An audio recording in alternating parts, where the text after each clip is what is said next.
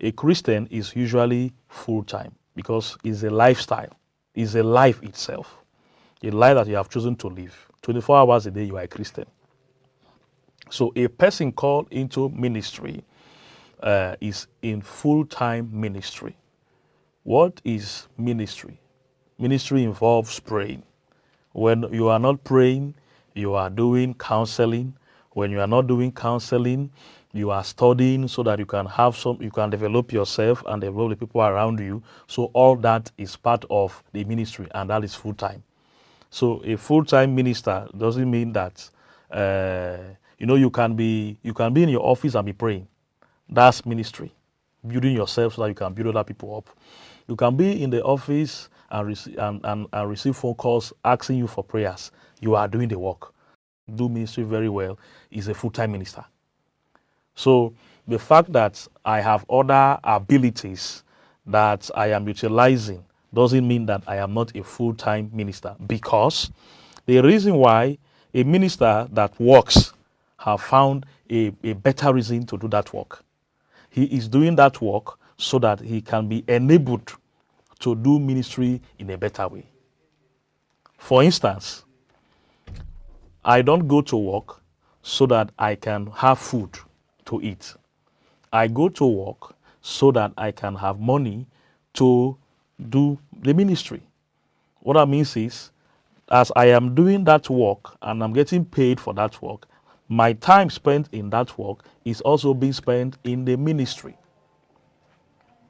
Like we are going to see in Acts of the Apostles chapter 20 verse 34, there is something very important that Paul said there. He was talking to some brethren when he was about to go to Jerusalem. He said, "These my two hands have provided for me. All the time that I have been with you, I have not been a burden to any one of you. I have not coveted what belonged to any one of you." Now, the only reason why Paul could speak like this is because Paul understood that he didn't have to wait for the brethren to take care of all his needs.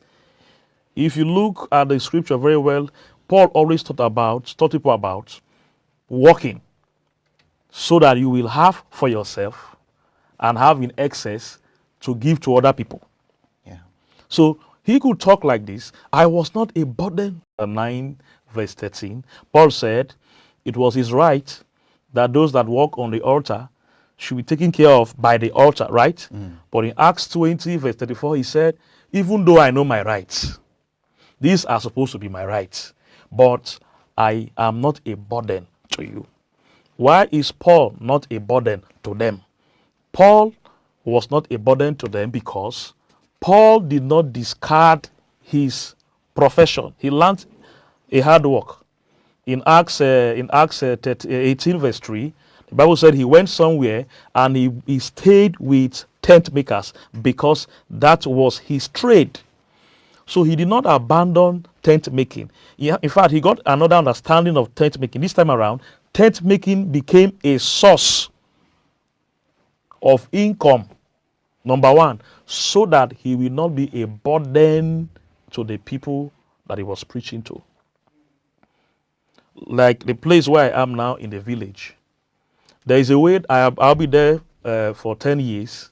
There is a way that the people will run away from what we are doing there if I take my civilization. You know, once you are civilized and the village people need to take care of you, you become expensive for them.